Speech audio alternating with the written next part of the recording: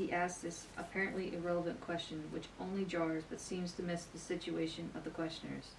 The only point of the question is to determine whether the question of the Christ is really of final seriousness for these people. Yeah. Their seriousness can be judged by their readiness to commit themselves to adapt a reasonable position. Should we remind people of his question? I don't know. Yeah. They watched the last episode, but I'll read the question of Christ. Okay. The baptism of John, whence was it? From heaven or of men? And they reasoned with themselves, saying, If we say, From heaven, he will say unto us, Why did ye not then believe him? But if we say, Of men, we fear the people, for all hold John as a prophet. And they answered Jesus, and said, We cannot tell. And he said unto them, Neither tell I you by what authority I do these things. Matthew 21:25 through 27. Yeah, good. Thanks for reminding us what the initial question was, right? Yeah. What the initial issue is. Yeah. Yeah, Jesus seems to trap them. He seems to be trapping them in their own logic, so to speak. Mm-hmm. Yeah. And so why does he do that? And as you just read here in Thieliecke's, in the rest of his sermon, why does he ask this apparently irrelevant question, which not only jars but also seems to miss the situation of the questioners? The only point of the question is to determine whether the question of the Christ is really of final seriousness for these people. Their seriousness can be judged by their readiness to commit themselves, to adopt a responsible position, as you read for us. Yeah. On the basis of the counter question of Jesus, they must be ready to commit themselves before God. If they admit that John, as the preacher of repentance, acted and preached on divine authority, then they accept the fact that they are not right with God, for this is what John the Baptist maintained. They confess, We who are so respected by men are poor, unhappy creatures. We must repent if God is to be able to use us. We must become new. This is what they must do without any ifs or buts. It is to this that they must commit themselves. And then he goes on, More, they must be ready to commit themselves before men and to argue that John was a mistaken fanatic and pessimist. But this is dangerous, for the view is so unpopular that it involves the risk of broken heads. They might easily say, if they do say it, they must accept how's that go? That John was a fanatic. Yeah, okay. Yeah, they might easily say that John was a fanatic. Jesus would not take it amiss. But if they do say it, they must accept the consequences. Thus, Jesus can detect how serious they are, and this is the point. Thus, Jesus can detect how serious they are. Everything depends on how serious they are, irrespective of the answer. Okay, so we have the seriousness issues. He's testing them to see how, are you guys really being serious with your question? And I think he's trying to, my own view would be he's trying to help them to take it seriously, the issue. Not just to play games. Not being the just theoretical, but actual. Right. Yeah, get away from the blackboard or the PowerPoint. Get away from the PowerPoint, right? Yeah, we were talking at one point about the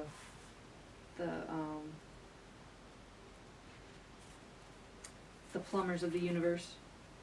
Oh yeah. I forget how I don't know if we talked about that in the last one. Was it Einstein who said? He is said to have said, some scientists believe in God, the rest are just plumbers or something. That's attributed to Einstein, whether he said it or not. Yeah. I don't know, but something like that. there are scientists who take ultimate questions about the cosmos seriously, and others are just the plumbers. Yeah, we talked about that with right brain, left brain Yeah. thinking, right? Yeah. I can't think of the name of that guy who does the right brain, left brain research. That he's become famous lately. More, that's been done by several people, but he's become famous lately for it. But he talks about how the left brain is the part of our brain that we need that can do the plumbing and the basic math and such. Yeah. And the right side is the artistic side, which we can't. But that side can't really live without the artistic side. Can't live Yeah. well without it. Yeah. And the artistic side can't live well without the other side. Right. Right. And They then when need you each go other. too far either way, Yeah, they it's a need each different- other. there's two different types of insanity there. That you like, if you go too far on the right side, you have the wholly emotional divorce from reality, no logic Right. insanity. But if you Right. go too far on the left side, then people are just numbers. Yeah. It's only just data, and you lose Right. your humanity. And you Right. can do really awful things because Yeah. you start thinking of people as things instead of as human beings. Yeah. And so, I think people just think of the one type, the right side of insanity. Yeah. They don't really think about the left side of insanity. Right. That there's two different, too far. You know, when you go too far this way, Yeah. too far that way.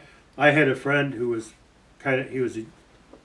he had a genius level IQ, Yeah. but before I met him, he had been in a mental hospital in the state of Michigan, I think it was, and Kalamazoo, I think. Anyway, he had been in a mental hospital, and he told me once that the most logical, rational people he ever met were in the mental hospital. Were patients. Really? They were patients for psychosis. Yeah. Okay. So they were many of them, he said, were very, very rational, very precise on target. Okay. Yeah, kind of scary thought. Well, how did they end up in there? Like, How did he end up in there? yeah, He- or rather, why were they put in there? Oh. I guess? Because they were perceived as being mad. Okay. Yeah, we don't use the word mad today. But Yeah. they were perceived as being highly emotionally unbalanced. That's why they were in the mental institution. Okay. Yeah. Okay.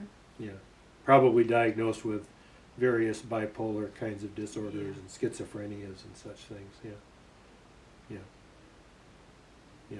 Yeah. So- that article you sent, the Foucault.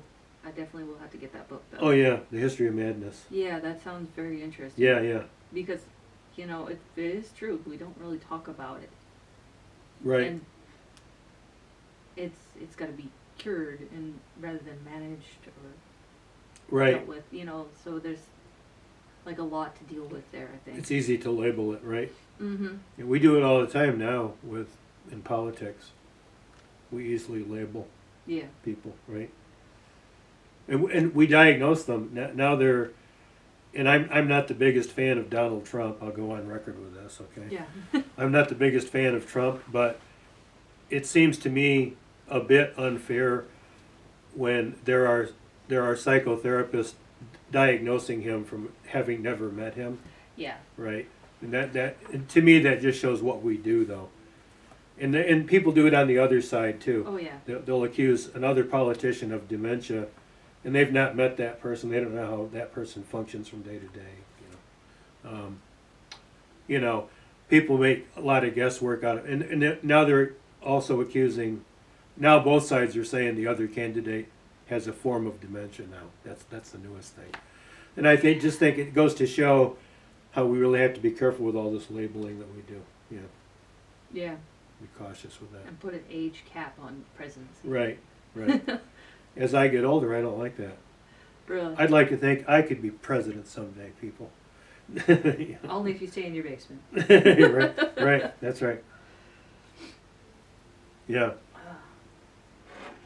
I gave up the idea that I was going to win Wimbledon. I gave that up when I was about 30.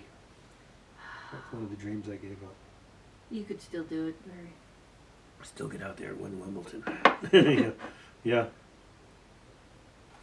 What do I have? He argues, he moves on to Nicodemus.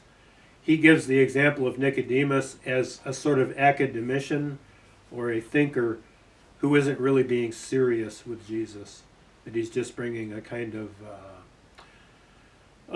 he's bringing more of an academic or abstract question to Jesus.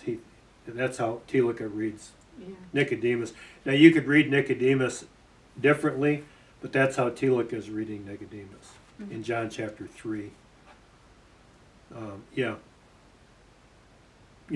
I had a friend who, along this line of people who aren't serious, I had a friend who was a deep thinker when we were teenagers, and he was going on to college, and his mother was troubled at how rational he was and how he always had to be very logical about things.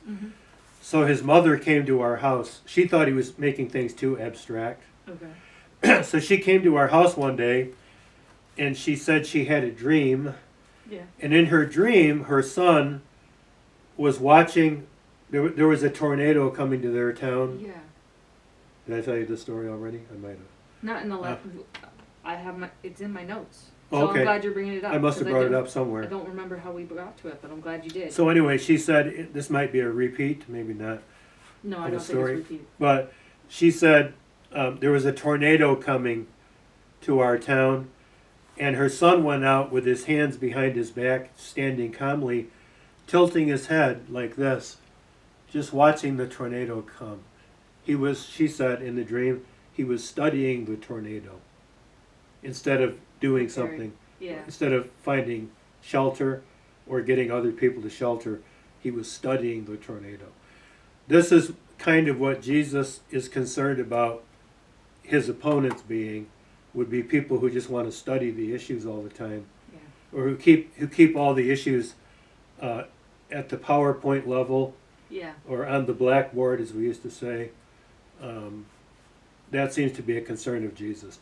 That people who are always asking only the academic question or the distancing kind of question, Jesus is concerned that they're not engaging everyday life in faith. Yeah. So that seems to be the Yeah. issue here. Are you serious? Yeah. Is what he's really saying. Yeah. Yeah. I have down here, are you avoiding answering the question? Because they are avoiding answering the question. Yes.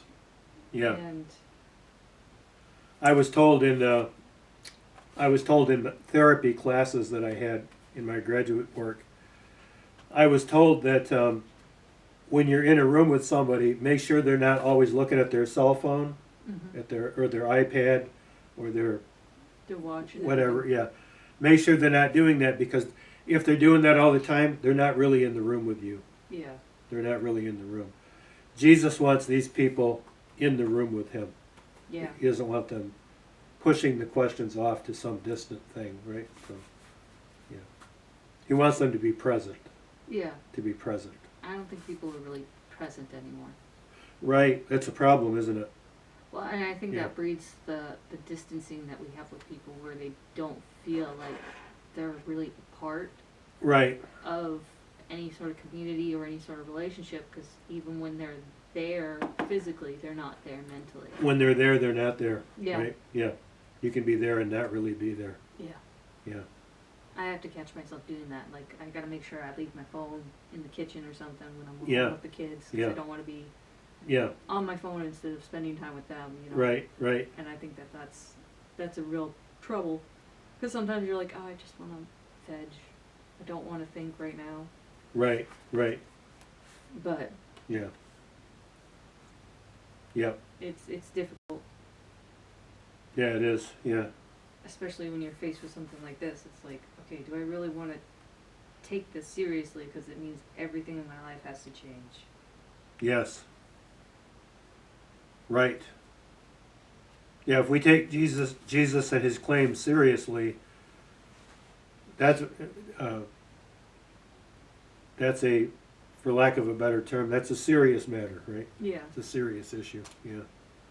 Well, and Yeah. I love this paragraph in Thieliecke. He says, there are some things in life that can only be known when we are in earnest and engaging in them. War is an example. Possibly the news review and the motion picture theater, which gives us more realistic portrayals of the horror of the war and the terror of bombing. Yet those that have seen the pictures cannot really say that they know what war is. Such knowledge is not to be gained in the comfortable seat of the theater. To know what war is, one has to be plunged into the venture of life, into mortal anguish, into anxiety for loved ones, into deadly sorrow. The spectator in the stands may participate inwardly, but is mere spectator of the bloody and chaotic drama that he cannot really know what war is. And I think we're seeing war became kind of a theater even more so since the Gulf Wars. It started being on the news. It was a big news generator. Yeah. We got lots of ratings for showing war pictures, and so people think about it as this grand adventure. And we saw that with the Ukraine war. We had a bunch of people Right. that went as mercenaries over there, and then they're like, oh, this is awful. Why did I, Yeah. I didn't get any training, I don't have the right equipment, Right. I'm gonna die, Yeah. I'm seeing people die around me, Yeah. and not just Right. not just soldiers, I'm seeing children and women dying, and it's awful. I don't think we really understand what war is, while we have a lot of people wanting us to get into more and more wars. Right. I will. It's become a video game event, right? Yeah. Yeah. It's a video game. People want to feel alive, and so they want to do this thing, but Yeah. they don't understand what that really entails. Right. Right. It's like It's not a spectator sport. right. It's like I worry about some of my friends when they're talking about getting married, right? Because marriage and children, that's not a spectator sport either, right? Right. We do a lot of things. We find it easy to say yes to a lot of things that we have not experienced, right? Yeah. Yeah. And I think one of the things with marriage is a lot of shows and a lot of movies portray marriage at the beginning. They make it like marriage is the end of the adventure. You finally got her to fall in love with you, or you finally got him to propose to you, and now everything will be fine. But it's that's where the adventure begins. That's where the difficulties start. Yeah. Is after you say I do, and staying married for years. Right. I mean, there are some Right. there are some that show it. I think Big Bang Theory covers it a bit with Bernadette and Howard's marriage, and Yeah. and Penny and Leonard getting married. They go through a lot of things there. Yeah. I'm not sure what other shows show marriage after the I do. A lot of them are, these singles trying to get together. Probably, even though it's an extreme case, probably the Dr. Phil show covers after the I do oftentimes, right? Yeah. The struggles that come up. You see the struggles there, yeah. Right, right. Yeah, I have friends who, when they're thinking about marriage, and even remarriage sometimes, they're looking at the romance of it, and they can't see past the initial romance of it. Yeah. Right? And I work, when you're the friend watching that, you're the one that worries about it. They're not worried because they're caught up in that emotion. Right? Yeah. Yeah, they're caught up in that. Yeah. Psychologists call that, I think, cathexis, that moment of romantic feeling, called cathexis. Yeah, cathexis. Yeah. Rules of engagement, that's another good one. Okay. I think that one, because you have the married couple, you have the engaged couple, and then you got the singles. Yeah. And so you're kind of seeing how okay, yeah, that would make sense, yeah. As they evolve within their relationship and go through difficulties. And is that the show Cheryl Hines is on? Is that Rules of I don't know Engagement? if Cheryl, it's a comedy. I don't think it's Cheryl Hines. She's RFK Jr.'s wife. Is she? Okay. The only reason I've heard of that show is because I think I've seen interviews with her. Yeah. Yeah, there's a the guy that produces that or something, he's well known. Is it Larry David or something? Megan Price. Patrick. Cheryl Hines. Curb Your Enthusiasm. Oh, that's it. Okay. What was I think? Rules of Engagement. Yeah. So those are the kind of titles you can confuse, right? Yeah, I could see that. Yeah. Okay, that's what she's Curb in. Your Enthusiasm. Okay, Rules of Engagement. It's got an E in it. So rules of engagement is the show you're talking about, Yeah. which follows the more realistic path Well, I don't know that it's fully Right. realistic. I mean, they obviously have more blown up issues because it's funnier to have more exaggerated problems. Sure. Well, you wouldn't have. But it's nice to see a Television couple about that's that. working through things and dealing with the Yeah. difficulties that come up Yeah. and how they resolve them. Even as a comedy, King of Queens was that way. Oh yeah, I remember some of those. Yeah, Kevin James and Oh, excuse me. what's her name? Leah Remini. Yeah. Leah Remini. Yeah. Yeah. Yeah. So there's that thing where you can really not face reality and just live in the abstraction, and in some cases the abstraction is romance. You can't Yeah. get past the romance. Yeah. The dreaming state. Yeah. Yeah. Yeah, it's all great to say, oh, I want to have a kid. It's all another thing Oh, when yeah. they puke all over you and everything. Right. You've got to take a shower and clean the whole car out. Right. Nobody wants to talk about that. Right. Yep. And But at the same time, like,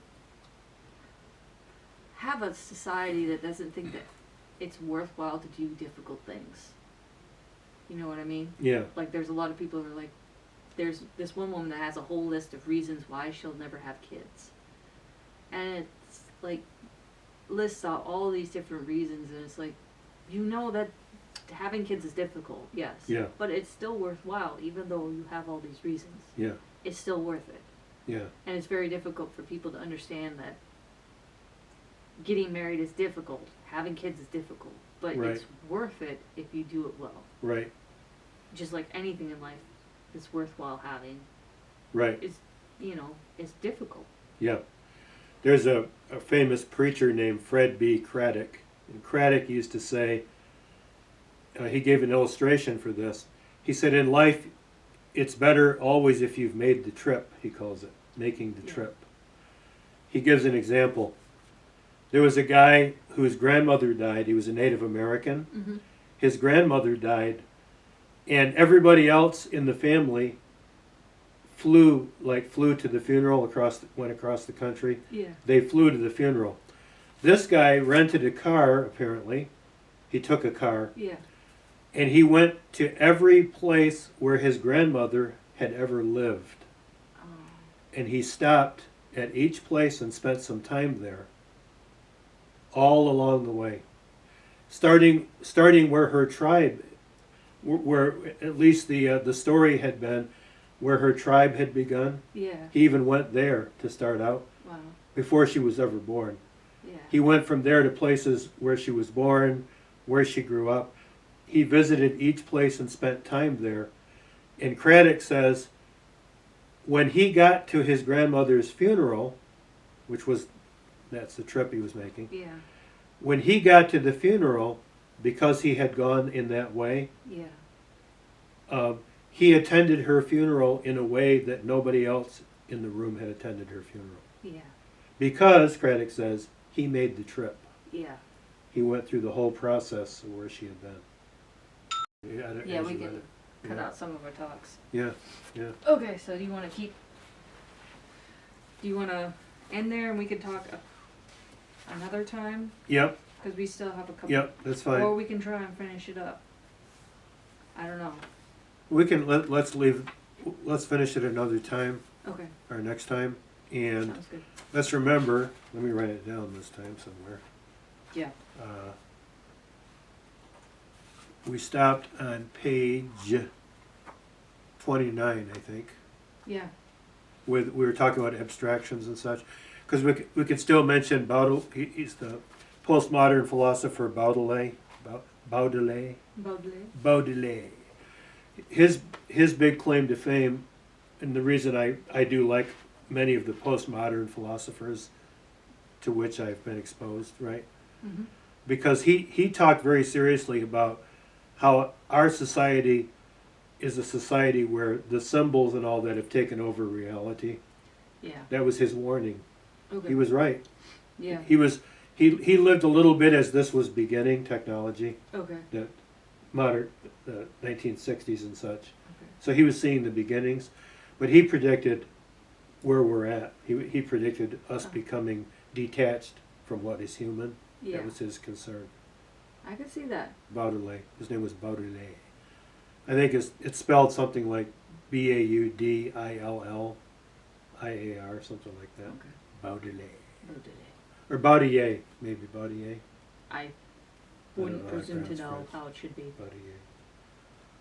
It's been Lord over knows 20 years since I took French. somebody in our viewing audience will be an expert in French and will know, You Yeah. people mispronounce the French. I'm not Tell us taking. what we did wrong. I'm not going to take. Are you serious? Are you serious? Yeah. Yeah. I'm sorry. We're not as serious as we should be. Yeah. We're pretty serious, but not that serious. Yeah. One of my favorite teachers from Duke there, that Rick Roderick. Mm-hmm. In 1992, a YouTube I have of his that I've seen, he said, in the year 1992, war became a spectator sport. Yeah, That's one that's word. what I was talking about. That was Rick Roderick, yeah. I remember us talking about that. Yeah, war became a spectator sport. Yeah. And Baudier, he talked about creating digital, they call it digital distance, Yeah. right? Yeah. Yeah.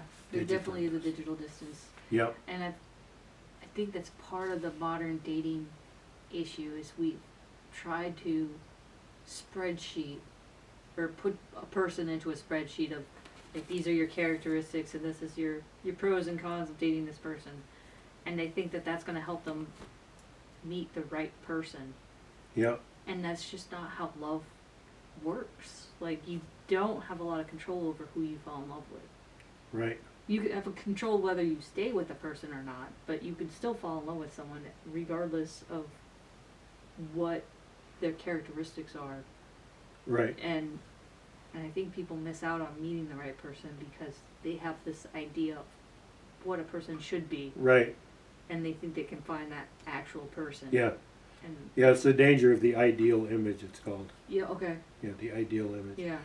And I read when I was early in the ministry, there was an article where a guy talked about the ideal image. We do Okay. this with romance, right? Yeah. And but he went on to say, this is a problem in congregations or in any group activity. Yeah. People see the leader according to their ideal image of who a Yeah. leader should be. Yeah. We Yeah. do that with politicians most definitely. All the time. Yeah. Yeah. And so we say, well, because Trump doesn't meet my ideal or Biden doesn't, I'm going to judge them according to my ideal of what a president should be, which in my generation would be JFK or somebody, Yeah. Yeah. Even though he was a very flawed person. But Martin Marty says, by the way, that the FBI, the hidden FBI camera and recording device has ensured that nobody in our generation will ever achieve sainthood. Yeah. Right. Because now we know too much about people, right? Yeah. They don't fit our ideal image. Yeah. Well, It I was- don't think they even have to have the hidden image. We got TikTok. Everyone's putting their stuff out there from age 16 Right. on. There's no hidden image anymore. And- Yeah. And you're dumb at 16, I'm sorry. Yeah. I was dumb at 16. Right. I'm glad that the stupid things I did at 16 aren't Right. permanently out there, Yeah. Yeah. you know. Right. And it's so easy to hit record. Yeah. Too easy. Yeah. Yeah. This brings to mind. Try to see the movie when you get time. Maybe on Netflix. Sex, Lies, and Videotape. Oh, okay, I've heard of that. James Spader. Okay. It was in that, along with other people. Okay. But the actor I remember in it because I like James Spader. Okay. Very good, interesting film about all this. Yeah. I Yeah, bet. it's an interesting movie. Yeah. Sex, Lies, and Videotape. Okay.